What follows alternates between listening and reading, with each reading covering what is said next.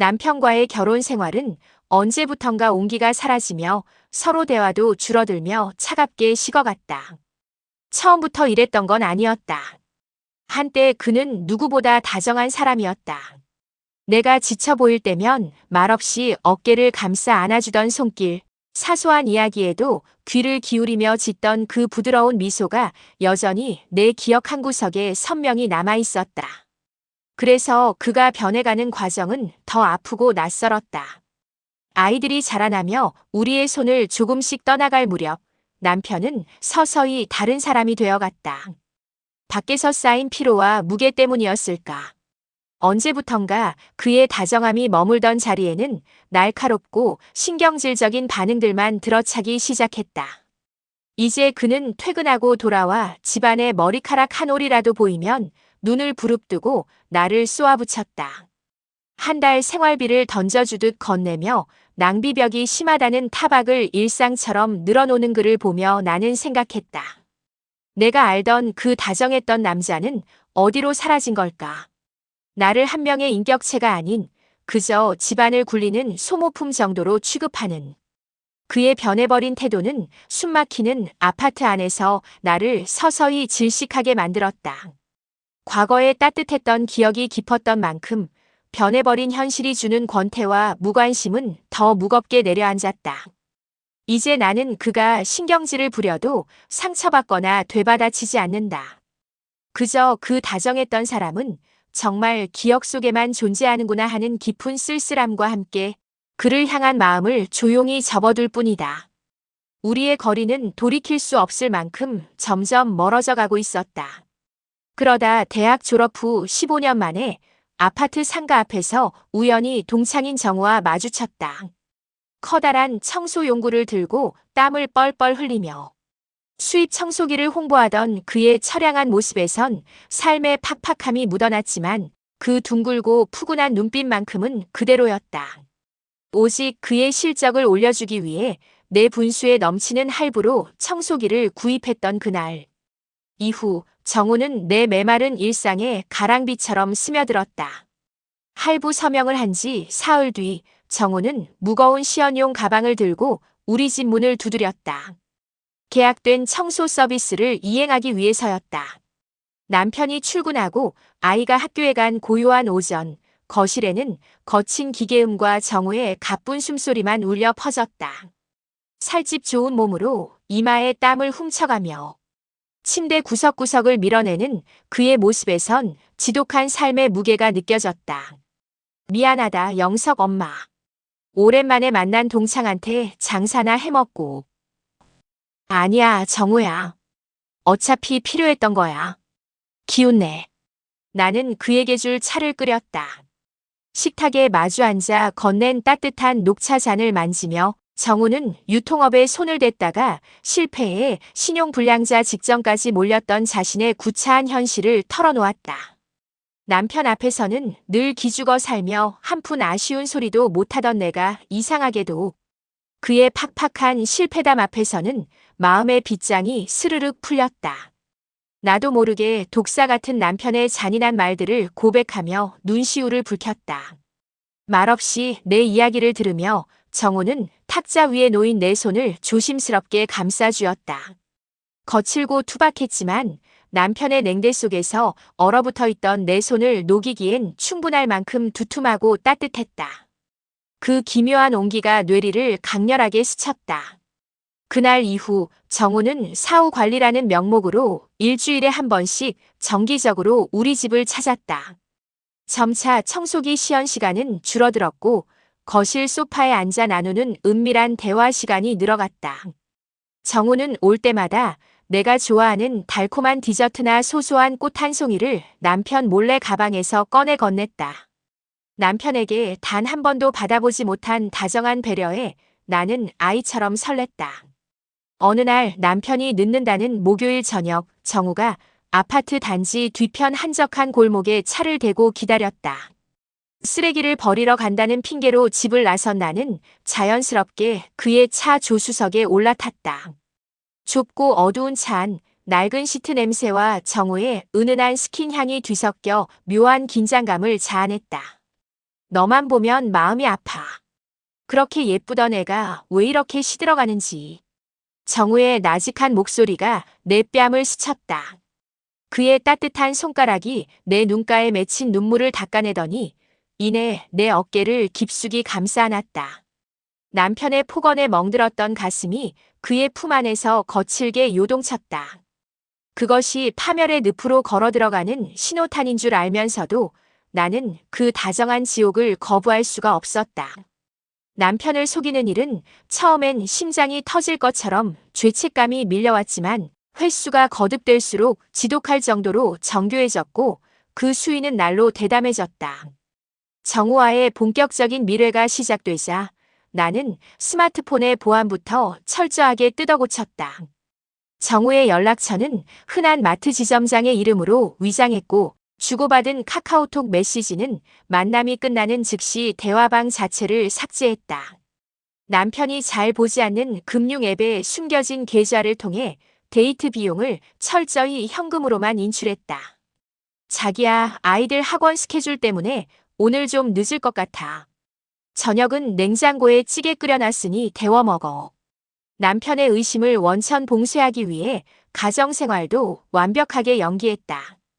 정우를 만나러 가는 날 아침이면 평소보다 훨씬 고풍스러운 미소를 지으며 남편의 넥타이를 메어주었고 출근하는 등 뒤에 대고 오늘 회식 늦어져도 건강 챙기며 마셔요라는 다정한 문자를 보냈다. 남편이 퇴근하기 3시간 전에는 무조건 집으로 귀가했다. 정우의 거친 숨결과 살 냄새가 내 몸에 남아있을까봐 욕실로 직행해 뜨거운 물로 몸을 몇 번이나 박박 문질러 씻어냈다. 그리고 남편이 좋아하는 칼칼한 김치찌개를 끓여 집안 가득 저녁 냄새를 풍겼다. 남편이 문을 열고 들어왔을 때 집안은 먼지 하나 없이 깨끗했고 식탁 위에는 따뜻한 밥상이 차려져 있었다. 오늘 장 보느라 좀 피곤했네. 당신 좋아하는 반찬 새로 해뒀으니 많이 먹어요.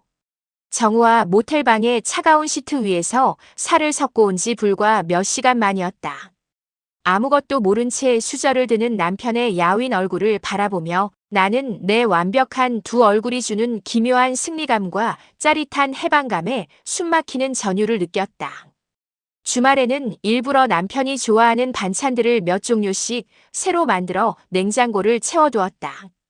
아이들이 학교와 학원에서 돌아오기 전까지 모든 가정을 완벽하게 세팅해 놓는 것, 그것이 내가 유일하게 지키는 본분이자 무기였다. 거울 앞에서 파운데이션을 꼼꼼히 바르고 분을 두드리며 남편이 퇴근했을 때 보여줄 온화한 미소와 말투까지 거울을 보며 치밀하게 연기했다. 대담해진 기만은 그렇게 내 일상을 완전히 지배해가고 있었다. 어느 날은 남편이 갑자기 이틀간 주말 지방 출장을 가던 날이었다. 남편의 짐가방을 챙겨주고 배웅하며 그가 엘리베이터를 타자마자 나는 조심히 다녀오라며 애정 섞인 다정한 문자를 보냈다.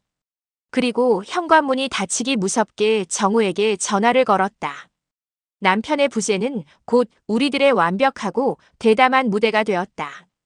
그날 밤 정우는 남편과 내가 함께 쓰던 부부 침대 위로 올라왔다.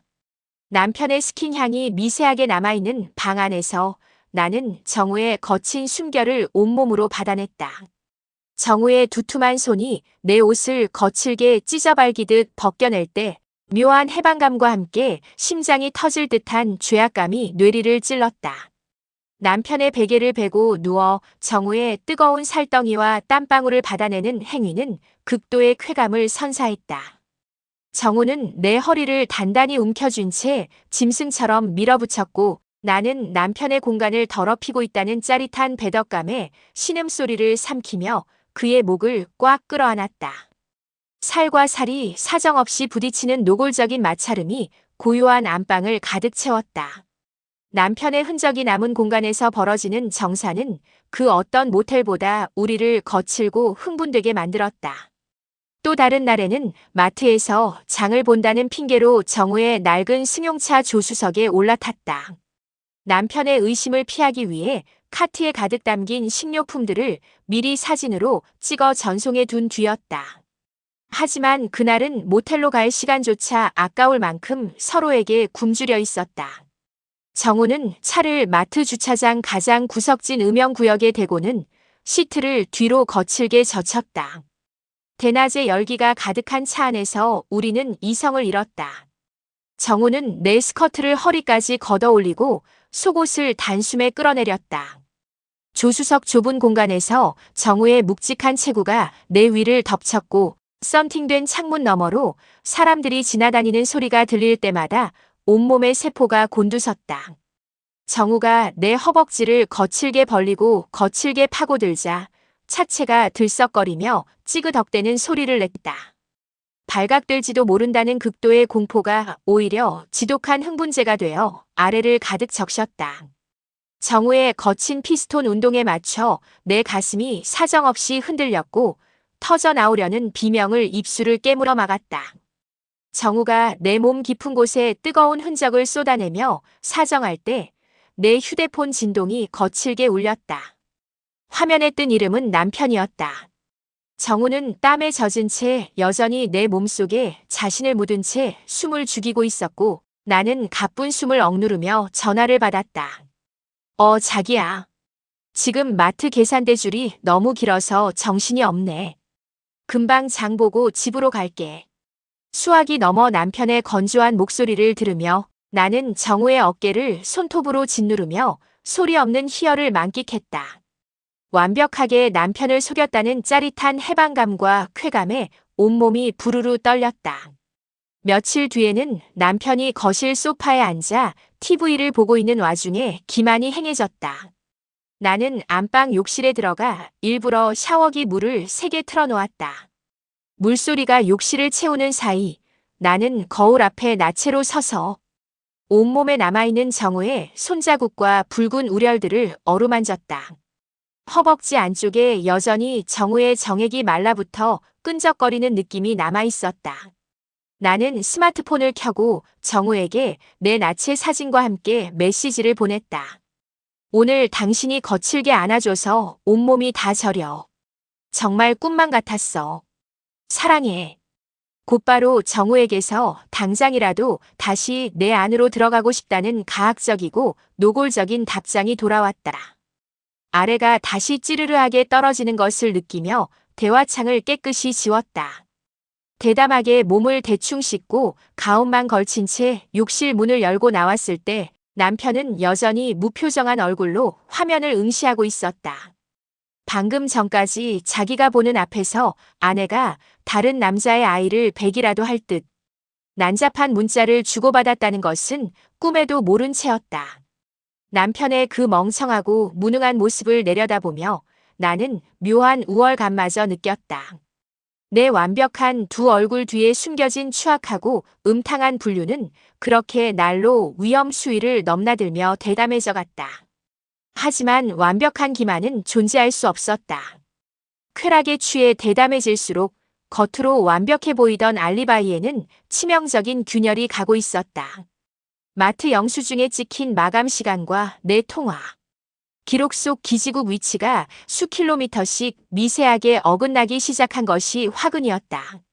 평소 날카롭고 신경질적이었던 남편의 의심은 내 생각보다 훨씬 집요하고 잔인했다. 남편은 이미 오래전부터 덫을 놓은 사냥꾼처럼 내 파멸을 기획하고 있었다. 거실에서 휴대폰을 줄 때마다 미세하게 떨리던 내 눈동자, 죄책감을 가리기 위해 과도하게 가식적이었던 친절한 말투, 그리고 시선에도 완벽히 지워지지 않던 내 옷까지 깊숙한 곳에 낯선 담배 냄새까지 남편은 짐승처럼 그 흔적들을 집요하게 수집해 나가고 있었다. 결정적인 순간은 남편이 주말 지방 출장을 간다며 짐을 싸서 나간 날이었다.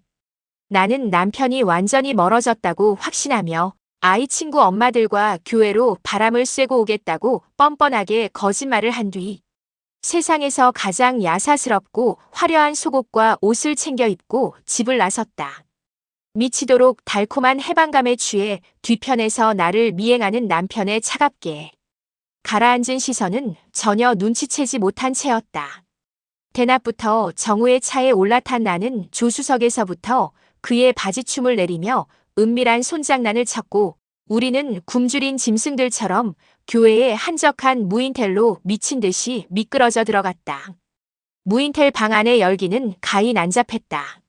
정우는 침대에 나를 거칠게 내던진 뒤 옷을 찢다시피 벗겨냈고 우리는 대낮에 뜨거운 햇살이 커튼 사이로 들이치는 줄도 모른 채 땀과 타액으로 뒤범벅되어 서로를 탐닉했다. 내 가슴에 얼굴을 묻고 거칠게 허리를 흔드는 정우의 머리칼을 쥐어짜며 내가 극치감에 달해 신음을 내지르던 바로 그 순간이었다. 쾅, 쾅, 쾅, 쾅. 당장 문 열어. 안에 있는 거 다 아니까 뚫고 들어가기 전에 당장 열라고 이 더러운 년놈들아. 지옥의 심연에서 뿜어져 나오는 듯한 남편의 핏발선 고함이 고요한 무인텔방을 산산조각 내며 울려 퍼졌다. 순간 방 안은 얼음물을 뒤집어 쓴 듯 차갑게 얼어붙었다. 절정에 달해 있던 정우는 사지가 마비된 것처럼 굳어버렸고 그의 성기는 수치스럽게 팍 식어버린 채 내 몸속에서 미끄러져 나왔다. 겁에 질린 정우는 사시나무 떨듯 떨며 허둥지둥 바지를 치켜 올리려다 바닥에 고꾸라졌고 나는 뇌가 정지된 듯한 공포 속에서 땀과 정액으로 범벅이 된 나체를 이불로 감싼 채 찢어지는 비명을 질렀다. 거기 누구 없어요. 문 열어. 이 새끼들 간통 현장 잡아왔으니까 당장 마스터키 가져와. 남편은 이미 무인텔 관리실 직원의 덜미를 잡고 올라와 복도가 떠나가라 소리를 지르고 있었다. 둔탁한 파열음과 함께 문고리가 부서져 나가며 쾅 하고 지옥의 문이 열렸다. 방 안으로 들이닥친 남편의 몰골은 차마 인간의 것이 아니었다. 눈줄기는 붉은 핏발로 가득 차 있었고 입술은 분노로 인해 파르르 떨리고 있었다. 남편은 비명을 지르며 침대 구석으로 기어들어가려는 내 이불을 사정없이 걷어차 버렸다. 어디서 이 더러운 몸뚱이를 가려? 내 돈으로 처먹고 살면서 내 침대에서 내 눈앞에서 날 속여. 남편은 정우와 내 알몸을 향해 곧바로 휴대폰 카메라를 들이밀었다. 플래시가 미친 듯이 터지며 정우의 땀에 젖은 한심한 나체와 내 허벅지 사이에 허옇게 흘러내리는 정우의 정액 자국이 그대로 화면에 담겼다. 정우가 손으로 얼굴을 가리며 침대 밑으로 기어들어가려 하자 남편은 구두발로 정우의 얼굴을 사정없이 걷어찼다. 벅, 악, 형님 살려주십시오. 제발 살려주세요. 잘못했습니다. 코뼈가 주저앉아 피를 철철 흘리며 무릎을 꿇고 싹싹 비는 정우의 가증스러운 모습에 남편은 광기 어린 웃음을 터뜨렸다. 형님, 내가 내 마누라 밑에 깔려서 신음할 때도 내가 형님으로 보였냐? 똑똑히 봐. 내 마누라, 내 자식 새끼들한테 내가 무슨 짓을 하고 다녔는지 다 보여줄 테니까. 남편은 덜덜 떠는 내 머리채를 한 손으로 움켜쥐고 카메라 앞으로 사정없이 끌어당겼다. 땀과 눈물로 화장이 기괴하게 번진 내 얼굴과 공포로 질려 침을 흘리는 내 추악한 몰골이 초단위로 녹화되고 있었다. 내년이 인간이야. 애들 학원 핑계대고 이 새끼랑 살을 섞어. 내 눈을 똑똑히 봐. 내가 너희 둘을 어떻게 산채로 말려 죽이는지 똑똑히 지켜보라고. 복수를 다짐하는 남편의 번들거리는 눈빛은 이미 이성을 상실한 살인귀의 그것과 다름없었다. 난잡했던 불륜의 현장은 단 몇 분 만에 짐승들의 처참한 도살장으로 변해버렸고 내 가식적인 성곽은 그렇게 가장 자극적이고 폭력적인 방식으로 무너져 내렸다. 정우의 삶은 그날 밤의 물리적 폭력과 함께 영원히 박살났다. 남편의 무자비한 폭행으로 코뼈와 안면, 골절을 입은 정우는 제때 제대로 된 치료조차 받지 못했다. 남편이 의료계와 법조계의 인맥을 동원해 병원 입원조차 비밀리에 통제했기 때문이다. 결국 얼굴은 기괴하게 주저앉은 채 삐뚤어지게 굳어버렸고 한쪽 눈의 시력마저 희미해졌다. 하지만 육체적 장애는 서막에 불과했다. 남편은 그날 촬영한 피와 침으로 범벅이 된 채 무릎을 꿇고 B는 정우의 가증스러운 동영상을 정우의 아내와 아이들의 휴대전화로 전송했다. 정우의 아내는 단 한 번의 대면도 거부한 채 이혼을 통보했고 재산 분할과 양육권을 통째로 빼앗아 아이들을 데리고 이민을 떠나버렸다. 정우가 그토록 끔찍이 아끼던 자식들은 아버지를 인간 이하의 괴물로 기억하며 전화번호를 바꾸었다. 남편은 정우가 다니던 직장과 업계 커뮤니티의 불륜의 전말과 추잡한 영상의 일부를 익명으로 유포했다. 정우는 하루아침에 해고당했고 업계에서 영원히 퇴출당했다. 이제 정우는 아무도 찾지 않는 보증금 몇백만 원짜리의 어두운 반지하. 단칸방에서 찌그러진 얼굴을 마스크로 가린 채 배달 일을 하며 겨우 연명하고 있다. 밤마다 환청처럼 들리는 남편의 웃음소리에 시달리며 알코올 중독자가 되어 홀로 피눈물을 흘리는 것이 그의 처참한 일상이 되었다. 가식적인 성곽이 무너진 나의 삶은 한순간에 난도질당했다. 남편은 나를 즉시 이혼하지 않았다. 오히려 합법적인 부부라는 울타리 안에서 나를 서서히 말려 죽이는 방식을 택했다. 남편이 출근하고 사방이 적막에 휩싸인 거실 대형 모니터에서는 어김없이 그날 밤의 영상이 재생되고 있었다. 화면 속에서 땀과 눈물로 범벅이 된 채 침을 흘리며 목숨을 구걸하는 자신의 추악한 몰골을 아내는 넋이 나간 눈으로 바라보았다. 내가 왜 그랬을까? 도대체 무엇에 홀렸던 걸까? 정우와 나누었던 자극적인 미러들, 아이들의 학원 핑계를 대고 교회의 모텔로 향할 때 느꼈던 기묘한 해방감과 짜릿함이 떠올랐다. 그때는 그것이 살아있는 정열이라 믿었다. 숨막히는 일상에서 탈출하는 나만의 비밀 통로라고 착각했다. 하지만 그 대가가 자신의 영혼을 통째로 도살당하는 것일 줄은 꿈에도 몰랐다. 화면 속에서 애들 학원 핑계 대고 이 새끼랑 살을 섞어 라며 포효하는 남편의 목소리가 거실 벽에 부딪혀 뇌리를 찔렀다. 아내는 제 머리채를 스스로 쥐어뜯으며 바닥에 이마를 찧었다. 그 달콤했던 순간들이 결국 자신과 아이들의 삶을 불태울 유황불이었다는 사실을 이제야 깨달은 것이다. 뒤늦은 후회가 파도처럼 밀려와 가슴을 짓눌렀지만 이미 강을 건넌 뒤였다. 가장 잔인한 후회의 순간은 아이들이 학교에서 돌아왔을 때 찾아왔다. 엄마가 세상의 전부였던 아이들이었다. 유치원 재롱잔치에서 나를 보며 환하게 웃던 아들의 얼굴, 시험에서 100점을 맞았다며 품에 안기던 딸아이의 온기가 아직도 생생했다. 아내는 지독한 죄책감 속에서도 본능적인 모성으로 아이들의 방문을 두드렸다. 민우야, 서연아. 엄마가 미안해. 엄마가 정말 죽을 죄를 지었어. 한 번만 엄마 얼굴 좀 봐주면 안 될까? 방 안에서는 아무런 대답도 없었다. 이윽고 문틀 틈새로 서연이의 싸늘하고 가시도 친 목소리가 흘러나왔다. 더러워. 내 몸에 엄마 피가 흐른다는 게 끔찍해. 그러니까 제발 부르지 마. 내 이름도 부르지 말라고. 그 한마디는 아내의 심장에 대못을 박았다. 자신이 탐닉했던 그 짧은 쾌락의 대가가 내 가장 소중한 아이들의 가슴에 평생 지워지지 않을 흉터를 남겼다는 사실이 뼛속까지 사무쳤다.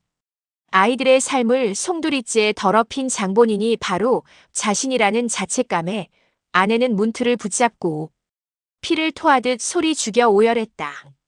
돌아가고 싶어. 정우의 손을 잡기 전으로, 그 가증스러운 거짓말을 시작하기 전으로.